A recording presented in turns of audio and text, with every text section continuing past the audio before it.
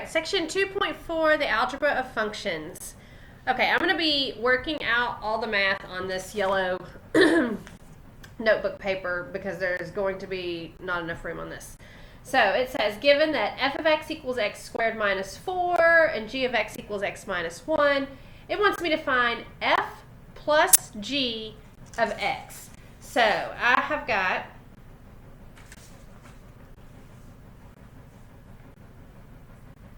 f of x equals x squared minus 4 and g of x equals x minus 1, and it wants me to find f plus g of x. Well, all that means is it wants me to add the f of x function, which is x squared minus 4, add that to the g function, which is x minus 1. So I'm adding these two functions together, which just means I'm combining like terms. And to be a like term, you have to have the same exponent. So x squared will be by itself. Let's see, after x squared, then I'll go to the x, because that's after x squared.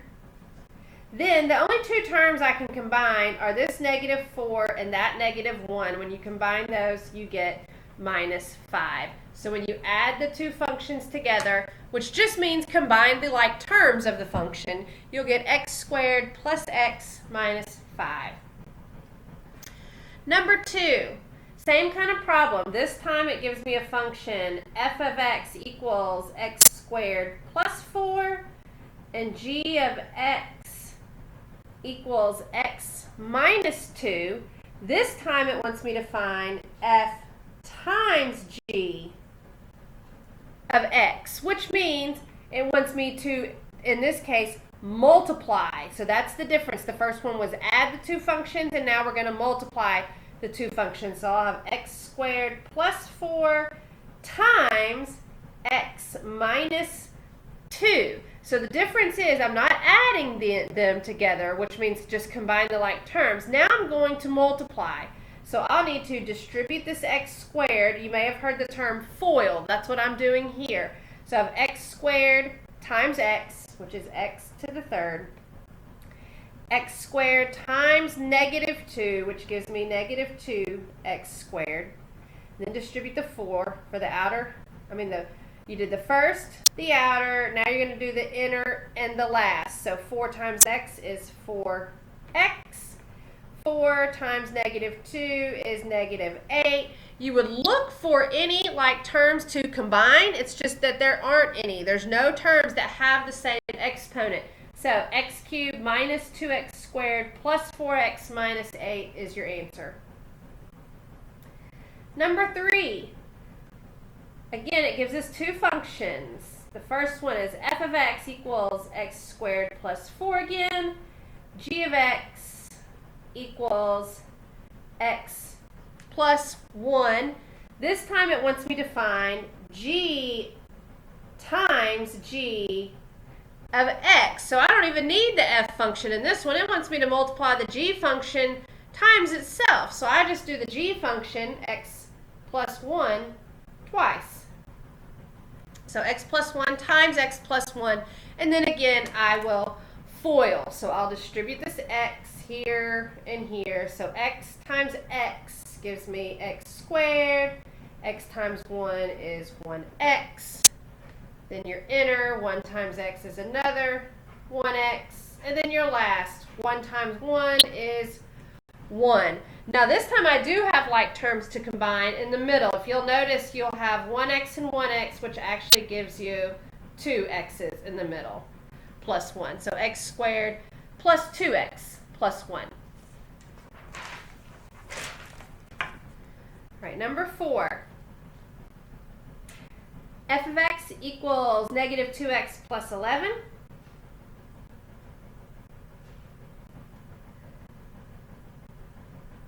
G of x equals x squared plus 19. All right, let's see what it wants us to find. It wants me to find f of 10 plus g of 10, which means the first thing I need to do, we did this a little bit in the last section in I'm going to go to this function and I'm going to replace, it wants me to find what is happens in the f function when you replace this x with this 10. So let's look at what happens there. I'll have negative 2 times 10 plus 11. Negative 2 times 10 gives me negative 20 plus 11, and then negative 20 plus 11 is negative 9. So that takes care of the f of 10. Now let's find g of 10, which means now I'm going to go to my g function and replace its x with a 10. So if I do that, I'll have 10 squared plus 19. 10 squared means 10 times 10, which is 100. Drop down to plus 19, which gives me 119. So what does it want me to do to these two answers? It wants me to add them together. So that I'm just dropping down that add. So now I just have negative 9 plus 119, which gives me 110. Number 5, f of x equals negative 7x plus 17. G of x equals x squared plus 11. Let's see, on number 5, it wants me to find f of negative 6 minus g of negative 6. So I'm going to do the same thing I did on the last problem. I'm going to replace these x's with negative 6's and see what that gives me, and then subtract the two answers this time.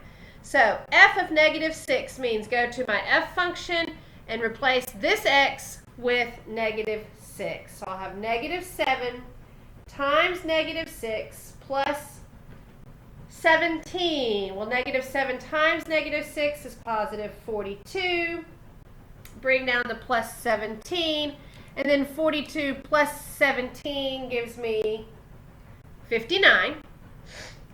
So now I'll come over here and I'll find g of negative 6. So I'm going to go to my g function, replace this x with negative 6 squared plus 11. Now, let me show you something in the calculator. When you are squaring a negative number like we're doing now, you have to be careful and put the negative 6 in parentheses. You have to do an open parentheses, then the negative 6, close the parentheses, and then square it. Because that is telling you to square negative 6. If you do not put parentheses and you just put negative 6 squared, what you're actually telling your calculator to do is just to square that 6 and then bring over the negative, which gives you negative 36. That's not what you want to do. You want to be squaring the negative 6. So that's the difference in what you're telling your calculator. Make sure you're telling your calculator the right thing. So you're going to have 36 plus 11, which just gives you 47. So now, what am I doing with these two solutions? I am subtracting them. So I just have 59 minus 47, which gives me 12. Number 6. F of x is negative 19x plus 10. G of x is x squared plus 13. And I am finding f of 9 times g of 9 this time. So same thing, I'm going to plug in the 9 for the x in both of these functions and then multiply my answers at the end. So when I find f of 9, I'll put the 9 in place of the x. So I have negative 19 times 9 plus 10. Let's see, negative 19 times 9 gives me negative 171 plus 10, which gives me negative 161. Now I'm going to do the same thing over here, plugging the 9 into the g function. So I'll have 9 squared plus 13. 9 squared gives me 81 plus 13. So 81 plus 13 just gives me 94. Now, again, remember, go back and see what it wants you to do with the two solutions. Since it's multiply, I am going to multiply those two numbers together. Definitely doing that in my calculator. Negative 161 times 94 gives me negative 15,134.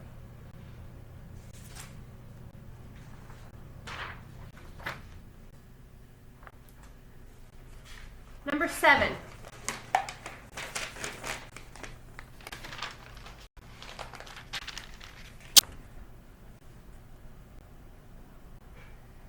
F of x equals negative 11x plus 12. G of x equals x squared plus 11. So here's my two functions. Let's see what it wants me to do with these. It wants me to find f of 6 over g of 6 this time. So I'm going to do the same thing. I'm just going to put my answers, the f answer over the g answer, and then reduce it if I can. So let's find f of 6 first. So I'm replacing this x with that 6. So I have negative 11 times 6 plus 12. Negative 11 times 6 gives me negative 66. Plus 12, so negative 66 plus 12 gives me negative 54. Now I'll need to find g of 6. So I'm replacing the x in the g function with the 6. So I'll have 6 squared plus 11. 6 squared is 36 plus 11, which gives me 47. So what does it want me to do with the two answers? I've got the f answer over the g answer, so negative 54 over 47. In your calculator, if you're not sure if that reduces, type exactly what that is in your calculator. So you have negative 54 over 47. Now, when you hit enter, you're going to get some kind of crazy decimal. Your math lab is not going to accept a decimal. It's going to say, simplify your answer, or type an integer or a simplified fraction. If you go and hit the math button, this first thing turns whatever decimal that is into a fraction. So if I hit math, enter, that says, do I want to turn this answer into a fraction? What it'll do is if it does reduce, it'll reduce it for you. Now, if you'll notice, this one is the same thing as what I typed in, which just means it was in lowest terms in the first place. It doesn't reduce. But if you did have, so your answer to that is just that negative 54 over 47. But let's say your answer was negative 24 over 38. And you were wondering, well, I know that's going to reduce, but I'm not sure exactly what it reduces to. You can always hit math, enter, enter. That will reduce your fraction, which reduces the negative 24 over 38 to the negative 12/19. Okay, so that's how you reduce the fraction. Just hit math, enter, enter. Number 8. All right, f of x is negative 2x plus 3. G of x is x squared plus 4. And it wants me to find f plus g of x. So again, I am just simply finding the f function. Since this is an x and not a number like the last one, I'm not replacing the x with anything. Or actually I am. I'm just replacing it with an x, which means it doesn't change. So the f function plus the g function. So let's see what I have. I have negative 2x plus 3.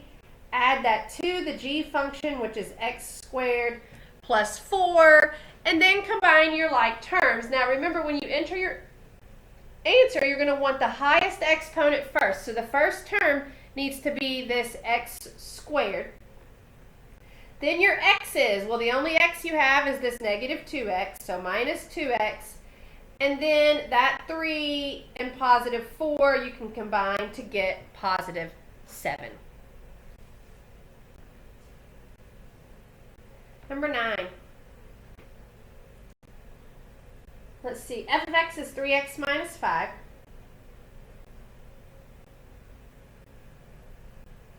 g of x is 6x minus 8. This time it wants me to find f minus g of x. So this time, instead of adding the two functions together, I'm going to be subtracting, which means you need to be careful. I need my f function, which is 3x minus 5, minus the entire g function. So since I'm subtracting that whole g function, I need to put it in parentheses. So I'm subtracting this whole thing. So 6x minus 8. So if you'll notice, this minus goes to the 6x and the negative 8. So let's see what happens when this minus goes to both of those. I'll have the 3x minus 5, but then that'll make that a minus 6x, and then look what it does to this. Since it's minus negative, it actually turns that into plus 8. When you are combining like terms, you need to make sure you've already distributed that negative. So let's see, I can put the 3x and the negative 6x together, which gives me negative 3x. And then I can put this negative 5 and positive 8 together, which gives me positive 3.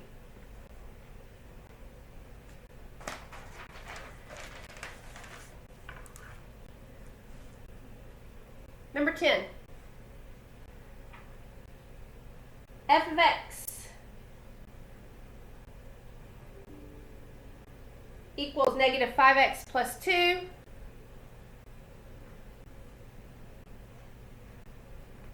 g of x equals x squared minus 5, and this time it wants me to find g minus f of x. So be careful of the order. It wants me to do the g function first, which is x squared minus 5, and then subtract. Now remember, I'm subtracting the whole entire f function. So open parentheses, negative 5x plus 2. So again, before you combine like terms, make sure you distribute that negative there. So I will have the x squared minus 5, but this turns that to a plus 5x, and this into a negative 2, because when you distribute that negative, it changes those signs. So let's combine our like terms now. I'll have the x squared. It doesn't have anybody to go with it. Then the x, since there's no other x's, I'll just bring down the plus 5x. Then I can combine the negative 5 and the negative 2 to get negative 7. Number 11. F of x, this time is x squared minus 1. G of x is 17 minus x.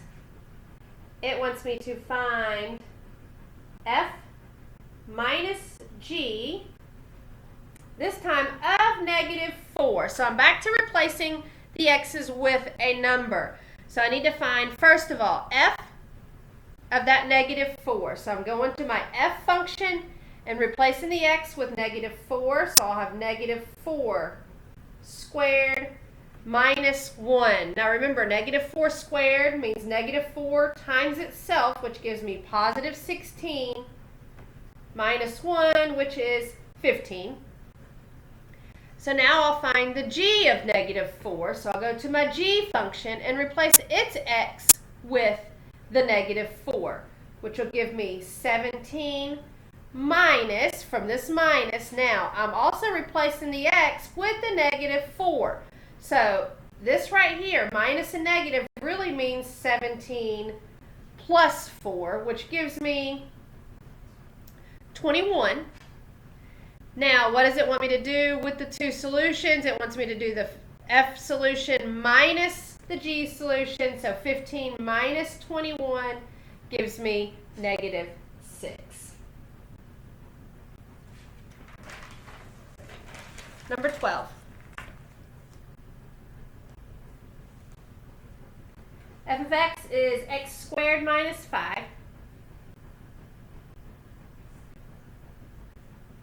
G of x is 7 minus x. This time it wants me to find f times g of b, which means this time it wants me to replace these x's, just put b's in their place. So f of b means put a b in the x spot. So if I put a b in that x spot, I'll have b squared minus 5. Go to your g function and put a b in its x spot. So I'll just have 7 minus b. Now it wants me to multiply these two solutions together. So just like that, I'm going to FOIL them. So my first, b squared times 7 gives me 7b squared. B squared times negative b, so that'll give me negative since it's a positive times a negative. B squared times b gives me b to the third power. On the inner, negative 5 times 7 is negative 35. And then the last, negative 5 times negative b. Since it's a negative times a negative, it's actually going to give me a positive, and 5 times b is 5b. So if you wanted to, I think it'll take your answer just like that in Math Lab. But if you wanted to put it in order from the highest exponent, it says type the polynomial in descending order. So you are going to have to put it in order. So the b cubed needs to come first. Take its sign with it. So up front you'll have negative b to the third. After b to the third comes your b squared. So a positive 7b squared. After b squared comes b, so a positive 5b, and then the minus 35. Number 13, f of x equals x squared minus 8. G of x equals 7 minus x, and it wants me to find f over g of negative 4. So again, I'm going to replace the x's in the functions with the negative 4, then put the f solution over the g solution. So let's find f of negative 4 first. So take the negative 4 to the f function, replace that x. So negative 4 squared minus 8. Negative 4 squared is 16, minus 8 gives me 8. Come here, replace this x with the negative 4. So I'll have 7 minus negative 4, which is actually 7 plus 4, which is 11. It wants me to put my f solution, which is 8, over my g solution, which is 11. And this solution does not simplify. 8/11 is in its simplest form. Now, when you get to number 14, it's going to have multiple parts. It's going to give you two functions. My number 14 gives me the functions f of x equals x squared and g of x equals 10x minus 4. It's going to want the domain, which is what can x be, for the sum, the difference, and the product of the two functions, which means if I added these together, that would be the sum. If I subtracted the two, that would be the difference. And if I multiplied the two, that would be the product. Now, here's the thing. What you're looking for is either of these functions. Do either of them have a restriction? Is there anything x cannot be? Well, when you're looking at this function, x can be anything because you can plug anything for this x in and then square it. You can square any real number. In this function, when you replace the x with any of the numbers, you're just going to multiply it times 10. You can do that also with any real numbers. Remember, the restrictions that we're looking for would be in the rational functions that would have x's in the denominators that would make us have some restrictions. So the sum, the difference, and the product are all going to have the same domain. Okay, which means all of these, neither of these functions have any restrictions. So if I added them together, subtracted them, or multiplied them, they still wouldn't have any restrictions, which means that x is a real number.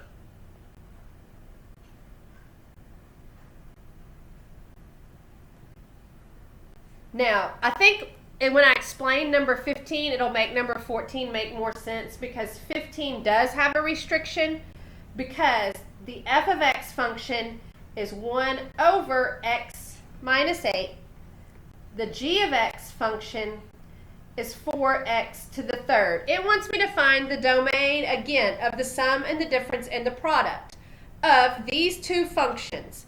Now, when I'm looking at this f function, I notice that I have an x in the denominator. That's what gives me my restriction. So x minus 8 cannot equal 0. So set it up, whatever your denominator is, set it up to where it can't equal 0. Solve it for x, which just means add that 8 to both sides. So x cannot equal 8. Which means when you are typing this in, you want to show that x is a real number and x cannot equal 8. So when you're doing this on these problems, you would check this, x is a real number, and you would just type in the x.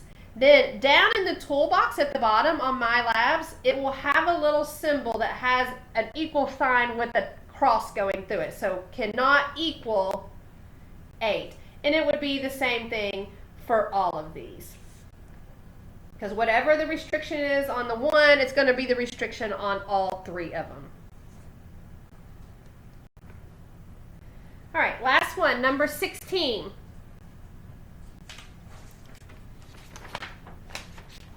F of x is 7x minus 10. G of x equals 10x minus 40, and it wants me to find the domain of f over g. So just write your f function over your g function, which would be 7x minus 10 over 10x minus 40. So again, this is going to have a restriction, because the denominator cannot equal 0. So just set it up equal to 0, solve it for x, which means add that 40. So 10x cannot equal 40. Divide by 10. So x cannot equal 40 over 10, which is 4. Which means for this answer, you would say x is a real number and x cannot equal 4. 4 would be the restriction.